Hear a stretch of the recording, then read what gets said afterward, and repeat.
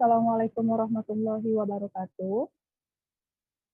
Insya Allah pada hari ini kami mengassistisi Darul Quran Mulia. Hari ini akan menyampaikan presentasi kami yakni metode Imam Bukhari pada Jarh wa Ta'dil dalam rangka memenuhi mata kuliah hadis Bukhari. Langsung saja kita masuk ke pembahasan. Baiklah, langsung saja. Al-jar secara bahasa merupakan isim masdar yang berarti luka yang mengalirkan darah atau sesuatu yang dapat menggugurkan keadalannya seseorang. Al-jar merupakan istilah yaitu terlihatnya sifat pada seorang perawi yang dapat menjatuhkan keadalannya dan merusak hafalan dan ingatannya sehingga menyebabkan gugur riwayatnya atau melemahkannya hingga kemudian ditolak. At-tajrih yaitu memberikan sifat kepada seorang perawi dengan sifat yang menyebabkan pendoifan riwayatnya atau tidak diterima riwayatnya. Al-adlu secara bahasa adalah apa yang lurus dalam jiwa, lawan dari durhaka, dan seorang yang adil artinya kesaksiannya diterima. Dan ta'dil artinya mensucikan dan membersihkan. Al-adlu menurut istilah adalah orang yang tidak nampak padanya apa yang merusak agamanya dan perangainya. Maka oleh sebab itu diterima beritanya dan kesaksiannya apabila memenuhi syarat-syarat menyampaikan hadis, yaitu Islam, balik, berakal, dan kekuatan hafalan. At-ta'dil yaitu pensifatan perawi dengan sifat-sifat yang mensucikannya, sehingga nampak keadalannya dan diterima beritanya. Lebih jelasnya, ilmu pengetahuan yang membahas tentang kritik adanya aib atau memberikan pujian adil kepada seorang rawi disebut dengan ilmu jarh wa ta'dil. Dr. Ajat Khotib mendefinisikannya sebagai berikut. Yang artinya ialah suatu ilmu yang membahas hal ihwal para rawi dari segi diterima atau ditolak periwayatannya. Ulama lain mendefinisikan al-jarh wa ta'dil dengan ilmu yang membahas tentang para perawi hadis dari segi yang dapat menunjukkan keadaan mereka, baik yang dapat mencacatkan atau membersihkan mereka dengan ungkapan atau lafaz-lafaz tertentu. Dari definisi di atas dapat disimpulkan bahwa ilmu al-jarh wa ta'dil adalah ilmu yang menerangkan tentang cacat-cacat dihadapkan kepada para perawi dan tentang pentakdilannya, memandang lurus perangai para perawi. Dengan memakai kata-kata yang khusus dan untuk menerima atau menolak riwayat mereka. Para ulama menganjurkan untuk melakukan jarh dan ta'dil dan tidak menganggap hal itu sebagai perbuatan ghibah yang terlarang. Di antaranya berdasarkan dalil-dalil berikut. Sabda Rasulullah Shallallahu Alaihi Wasallam kepada seorang laki-laki, dan itu seburu-buru saudara di tengah-tengah keluarganya. Hadis riwayat Bukhari. Sabda Rasulullah Shallallahu Alaihi Wasallam kepada Fatimah bin Qais yang menanyakan tentang Muawiyah bin Abi Sufyan dan Abu Jaham yang tengah melamarnya. Adapun Abu Jaham, dia tidak pernah meletakkan tongkat dari pundaknya atau suka memukul, sedangkan Muawiyah seorang yang miskin tidak mempunyai harta. Hadis riwayat Muslim. Dua hadis di atas merupakan dalil al-jarh dalam rangka nasihat dan kemaslahatan. Adapun at-ta'dil salah satunya berdasarkan hadis. Rasulullah SAW bersabda, sebaik-baik hamba Allah adalah Khalid bin Walid, salah satu pedang di antara pedang-pedang Allah. Hadis riwayat Ahmad dan Tirmizi dari Abu Hurairah radhiyallahu anhu. Oleh karena itu, para ulama membolehkan al-jarh wa ta'dil untuk menjaga syariat agama ini. Bukan untuk mencela manusia, dan sebagaimana dibolehkan jarh dalam persaksian, maka pada perawi pun juga diperbolehkan. Bahkan memperteguh dan mencari kebenaran dalam masalah agama lebih utama daripada masalah hak dan harta. Hendaknya jarh tersebut tidak tertuju kepada orang yang mutawatir keadilannya, dan dia terkenal sebagai imam dalam agama secara semacam Nafi, Maula Ibnu Umar, Su'bah, Imam Malik, Imam Bukhari, maka tidak diterima jarh untuk orang-orang semisal mereka. Ta'dil. Perkataan penulis kitab Al-Khulasah tentang Ismail ibnu Iyas, orang ini disikohkan Imam Ahmad, Ibnu Ma'in, dan Bukhari khusus untuk riwayat dari orang Syam. Akan tetapi para ulama mendaifkan Ismail jika gurunya adalah orang Hijaz, Jadi dia doif dalam hadis yang diambil dari orang-orang Hijaz, namun tidak doif jika gurunya dari penduduk Syam. Di antara 3 tingkatan tersebut, masih ada tingkatan yang lain yang sudah maklum dan diketahui oleh orang-orang yang mengetahui ilmu ini. Misalnya celaan Imam Bukhari yang keras adalah fihi nazar. Kalau sudah ada celaan ini dari Imam Bukhari, maka hadisnya tidak diterima.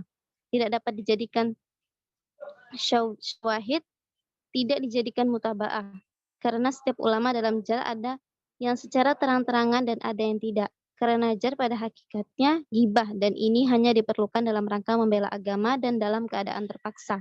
Semacam yang dilakukan Imam Bukhari. Celaan Imam Bukhari yang paling keras adalah orang ini bermasalah, yang artinya pada orang tersebut terdapat masalah yang besar.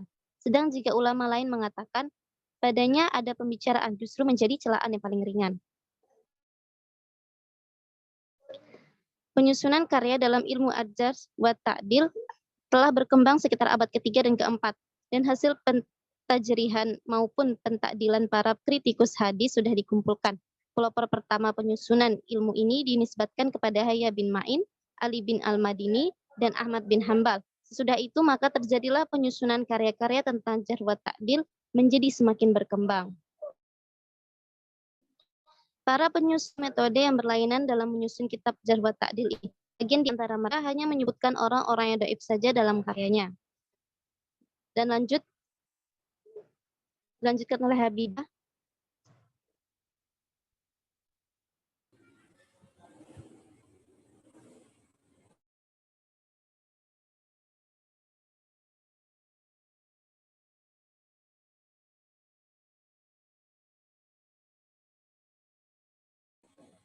Ya, sebagian lagi menyebutkan orang-orang yang sikoh saja dan sebagian lagi menggabungkan antara yang doif dan yang sikoh.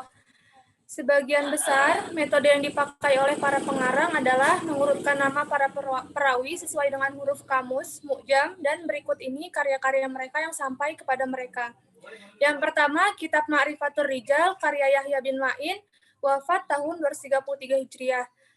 Yang kedua, terdapat di kitab Ad-Du'afa Ul-Kabir dan Ad-Du'afa Shogir, karya Imam Muhammad bin Ismail Al-Bukhari, dicetak di India. Karya beliau yang lain adalah At-Tarikh Al-Kabir, Al-Awsat, dan As-Shogir. Metode Imam Bukhari dalam jarh wa ta'dil. Jadi yang pertama itu, jarahnya itu pertama ada munkarul hadis, hadis yang dikecam, matrukul hadis, hadis yang ditinggalkan, sakatuan yang didiamkan saja, fihi nazar, ada beberapa keraguan, yatakallamu nafi yang dibicarakan, laisa bil qawi yang tidak kuat, laisa bidzalik yang tidak seperti itu, doif lemah, laisa bisyai tidak ada apa-apa, indahu ajaib ada sesuatu yang diragukan, dan zahibul hadis yang tersisa. Sementara dalam takdilnya itu ada sikoh, dapat diandalkan, soduk, jujur, sabit kuat, digunakan untuk menentukan keandalan perawi. Maksud dari sakatuan yakni digunakan pada perawi yang dikritisi pada keadaan tetap diam. Maksudnya ketika menggunakan kataan artinya tidak ada sesuatu yang diucapkan, baik seseorang atau suatu hal. Istilah ini termasuk dalam istilah jarh yang tidak jelas, karena itu menggunakan sakatuan untuk menjelaskan alasan jarh. Istilah ini pertama kali digunakan oleh Imam Bukhari. Setelah Al-Bukhari, Abu Hatim Ar-Razi, kemudian Abu Zur'a Ar-Razi, dan Imam Muslim juga menggunakan sakatuan. Digunakan oleh muhadirnya Hafiz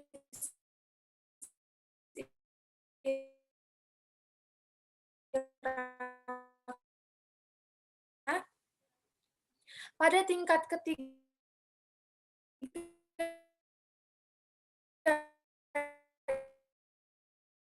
dengan matruk, tetapi sujud pada tingkatan perawi dan tingkatan hadis disebutkan secara khusus dalam Fathul Mughis. Secara khusus, berdasarkan pernyataan ibu hadis yang ditinggalkan, Bukhari menjawab pertanyaan mengapa dia menggunakan frasa yang mewakili level terendah dan terburuk. Dalam kasus yang sangat jarang, karena menurut Imam Bukhari, waspadalah terhadap hal-hal yang katanya, pembohong atau pembuat hadis. Dari definisi tersebut dapat dipahami bahwa meskipun istilah sakatuan tidak berarti jarah definitif, namun hadis perawi harus dihilangkan jika digunakan oleh Imam Bukhari. Berikut ini adalah pernyataan yang valid dari kesimpulan ini. Dalam karyanya, 18 perawi diucapkan sakatuan. Jadi kita bisa lihat tabel di sini. Di sini ada 18 perawi yang dicap. Misalnya nomor 1 Muhammad ibnu Hajjaj al-Musaffar dicantumkan dalam Matarikh al-Kabir. Kemudian Muhammad ibnu Umar dicantumkan dalam Tarikh al-Kabir, Tarikh al-Ausat, dan Adu Afas Sagir.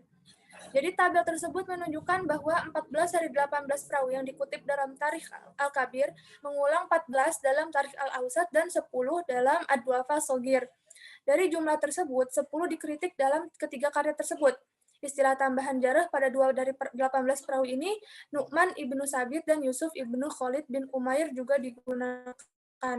Secara khusus disebutkan bahwa Nu'man ibnu Sabit adalah murji, sedangkan pembohong Yusuf ibnu Khalid dikutip. Komentar pertama tentang penulis dan yang kedua tentang Ibnu Ma'in dan Amr ibnu Ali.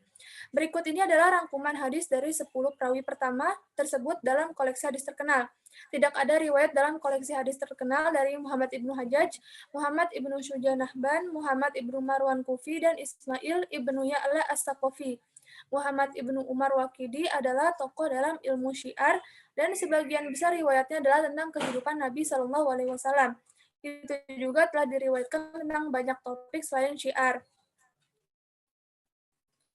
Meskipun tidak Kutuni diriwayatkan dalam Sunan dan Hakim di Mustadrak. Ibrahim ibnu Hakam ibnu Abban mengutip dari Hakim Naisaburi di Mustadrak dan menyatakan bahwa isnadnya memenuhi persyaratan dari dua syekh. Daruqutni mengutip narasi darinya dalam Sunan dapat dilihat riwayat dari Abu Syaibah Ibrahim bin Utsman dalam koleksi hadis secara khusus.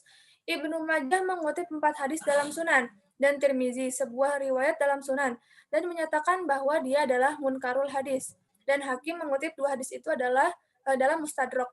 Meskipun hadis Ibrahim ibnu Muhammad ibnu Abdul Aziz bin Umar tidak disebutkan dalam koleksi hadis terkenal, dimungkinkan untuk menyaksikan bahwa Hakim meriwayatkan salah satunya di Mustadrak. Adalah mungkin untuk melihat bahwa banyak hadis yang berasal dari Ibrahim ibnu Yazid al-Khuzi.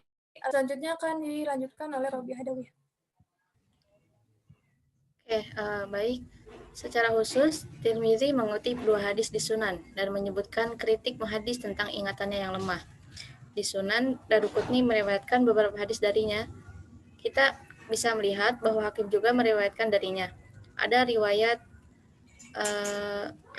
Zaid bin Auf dalam koleksi hadis, misalnya Darimi memberikan 3 riwayat dalam Sunan. Contoh di atas membuat kesimpulan pertama agak meragukan. Lagi pula, 6 dari 10 atau 60% dari 18 perawi ini diriwayatkan dalam koleksi hadis yang terpercaya. Tidak ada jarh tentang 4 perawi kecuali jarh Imam Tirmizi. Pada saat yang sama, perlu juga diperhatikan bahwa Hakim menyatakan riwayat tersebut sesuai dengan kedua syekh tersebut. Oleh karena itu, istilah sakatuan digunakan untuk merujuk pada perawi yang tidak memenuhi syarat hadis otentik Imam Bukhari. Istilah lain yang digunakan oleh Imam Bukhari untuk mengkritik perawi adalah fihi nadhar, atau ada keraguan tentang itu, yang digunakan dalam karyanya 96 perawi. Istilah ini digunakan oleh Zahabi, Iraq Sakhawi, dan Suyuti dengan cara yang sama dengan istilah sakatuan. Penggunaan kata ini secara ini tuh terkait dengan kata-kata fihi maqal, ada nama kol, fulan lain, atau tukul lima fi. Dia berkata, selain Bukhari, sakatu, dan fihi nadhar adalah sama. Nuruddin menyatakan dalam Manhaj an-Naqd bahwa kata tersebut adalah tingkat jarh yang paling kecil dan perlu dilakukan ijtihad dalam kasus yang seperti ini. Kemudian, menurut Imam Bukhari, istilah tersebut merupakan ungkapan yang kasar bagi orang lain. Iraq mengatakan, dia menggunakan istilah fihi nadhar dan sakatuan untuk merujuk pada mereka yang hadis yang ditinggalkan oleh Bukhari. Suyuti juga menyatakan bahwa Al-Bukhari menggunakan kata tersebut sehubungan dengan perawi yang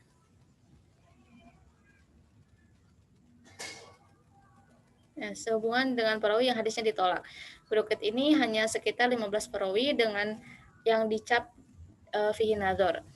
Di sini ada listnya ya, 15. Misalkan di sini ada Muhammad bin Sabir bin Al-Aslam Al-Banuni. Di sini ada di Tarikh Al-Kabir. Atau yang di ini Muhammad bin Humaid, dia ada di At-Tarikh Al-Kabir, ada juga di At-Tarikh Al-Awsat yang dicapnya sebagai fihi nadhor. Oke, bisa lanjut ke bawah. Itu di sini. Ya, kita bisa lihat di hadis 875. Di situ Ibrahim bin A'yun al-Basri al-Ajali. Nah, di situ dia dikatakan di baris ketiganya fihi nadhin fi isnadihi. Nah, berarti dia masuk ke ini ya, masuk sesuai dengan apa? Sesuai dengan tingkatannya Imam Bukhari. Itu yang dibuka ini, yang contoh ini adalah di kitab Tarikh Al-Kabir. Selanjutnya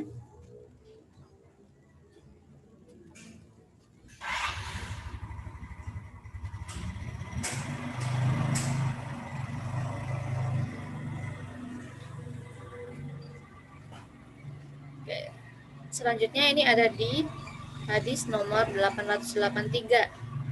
883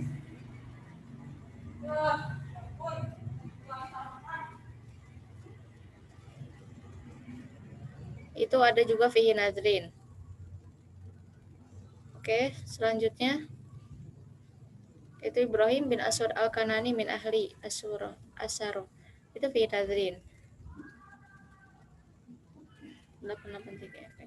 Selanjutnya di yang 893. Nah, di sini ada Ibrahim bin Juraid bin Abdullah al-Bahali ya. Nah, di sini dikatakan wakana bi ba'dad wa huwa munkarul hadis. Nah, di sini dia termasuk munkarul hadis di nomor 893. Oke, selanjutnya.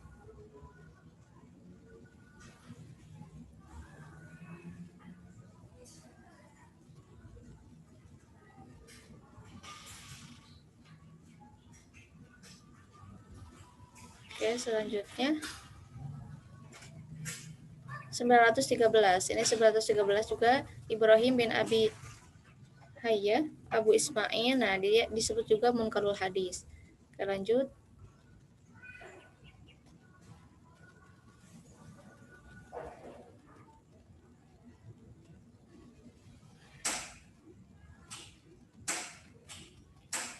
Nah, di sini 915.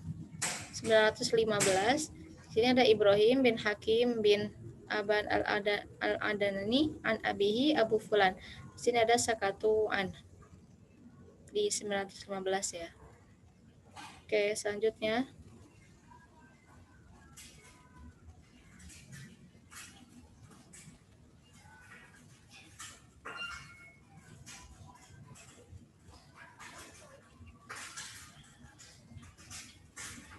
Ke bawah lagi. Ya, ini di yang nomor 926. Ibrahim bin Zaid bin Zaid bin Sabit wa arahu Ibrahim. Nah, di sini ada Sabitun. Nah, ini untuk yang takdilnya ya. Mungkin cukup.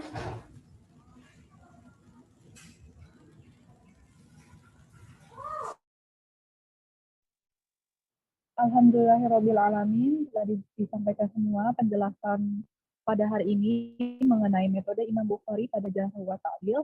Semoga dapat dipahami sehingga bisa menambah ilmu kita pada hari ini mengenai hadis. Sekian dari kami kelompok 5. Wassalamualaikum warahmatullahi wabarakatuh.